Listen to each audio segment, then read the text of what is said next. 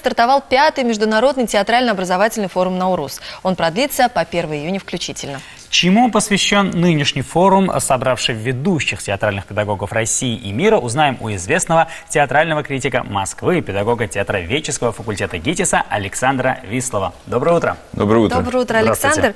Ну, театр начинается с вешалки, а спектакль, наверное, все-таки с выбора пьесы. Вот скажите, пожалуйста, насколько важна роль заведующего литературной частью в современном театре? Вот это вот тема моего семинара «Практикума». Мы вчера его начали, еще в течение 4 дней будем с совлитами и с людьми, близкими этой профессии, разбираться. Я назвал свой семинар «Что должен знать и уметь идеальный завлит в современном театре». Вчера вот мы с завлитами выясняли, что это все такая удивительная профессия, когда в театре праздник, то триумф у всех, а завлит как-то забывают. Когда какая-то неудача, не очень прекрасная премьера, то виноват завлит. Да, не та пьеса, много хозяев, мы знаем. Да, не та пьеса, не тот материал, не тех критиков пригласил, не так написали, в общем, всех собак спускают. Поэтому, конечно, это замечательная, интересная, любопытная профессия, которая сегодня так несколько, вот она как-то немножко... В стороне. Не то, что в стороне. Занимаются обычно завлиты не тем, чем они должны заниматься. Они пишут, как мы вчера выяснили, чем вы занимаетесь. Значит, выяснилось, что чем всем угодно. Пишут поздравительные телеграммы и письма, иногда, к сожалению, некрологи, снимают фотографии, ведут архивы театров, ищут переводчиков и прочее, РАО, бумажки. А самое главное, пьесы-то читаете, говорит, мы читаем пьесу, но свободное основное работа время. По ночам мы читаем пьесы. Вот как бы надо немножко переформатировать эту историю. Надеюсь, что все-таки, в результате наших 5 дней, может быть, чуть-чуть, немножко мы как бы сдвинем, немножко поднимем престиж этой профессии, чуть-чуть, на одном конкретно взятом участке, в маленьком пространстве. Но, как мы знаем, в театре очень часто огромные дела начинаются с маленьких шагов. Да. Конечно. Александр, вот актерской профессии учат, готовят режиссеров, а как с завлитами? Ну, это, как правило, выпускники театроведческого факультета. Вот я преподаю на театроведческом, и большинство завлитов, конечно, выходят отсюда. В общем, компетентные, грамотные завлиты. Но иногда это журналисты, иногда это просто люди, которые ушиблены театром, оказываются, и как-то вот любят литераторы. Люди самых разных профессий приходят в театр. Тем более, как вы знаете, и артисты иногда, гениальные артисты, которые академию, что называется, не кончали, да. А вот приходят в театр с улицы и играют так, что... Одаренные. Да, это такой, конечно, дар. А завлит творческая профессия, поэтому тут те же самые законы действуют для любой творческой профессии, как мне кажется. А если говорить о работе завлит, драматург, режиссер, это тандем или все же последовательная работа?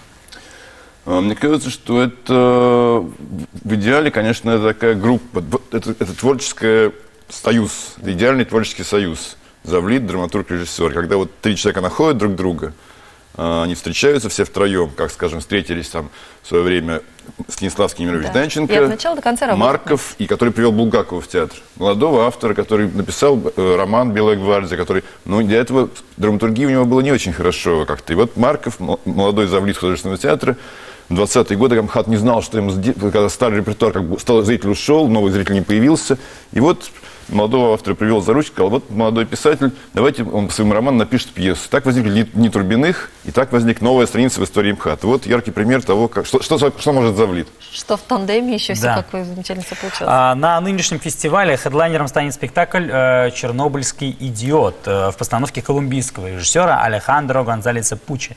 Чем, по-вашему, он интересен? Во-первых, это такое, конечно, немножко пугающее название, пугающее, интригующее. Ну, как это должно быть в искусстве? Нужно пугать, интриговать. Научно-популярный детектив.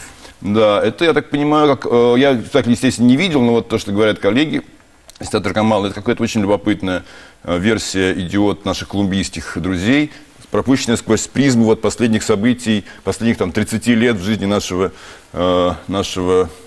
бывшего государства. Поэтому это такой взгляд на историю России, на ее прошлое, настоящее, будущее, сквозь призму Достоевского, что, конечно, вполне понятно и ясно. Да, по названию, что это так вплетено все.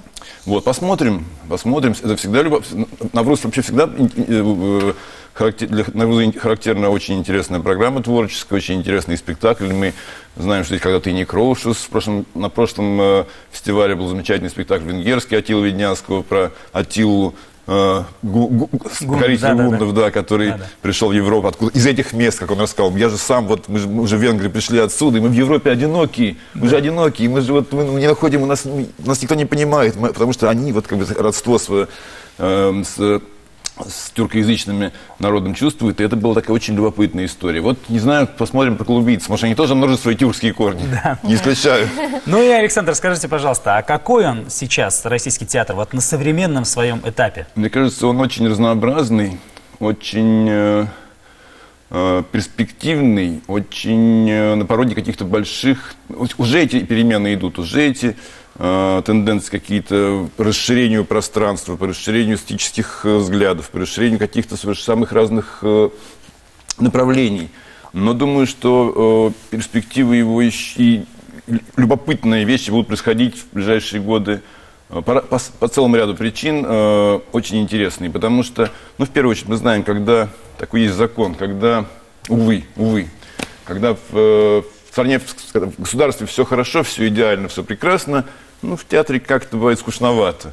Когда в государстве какие-то происходят процессы бурные, неожиданные, то в театре как-то живо откликается на это, как самооткликающееся искусство. Это же сразу же отражается. Один организм. Да, в театре все начинает быть как-то очень... Какая движуха начинается, что называется, как говорят молодые. Да. Александр, спасибо вам огромное за такой интересный разговор. Очень рады были с вами познакомиться. Доброго вам дня. Спасибо вам.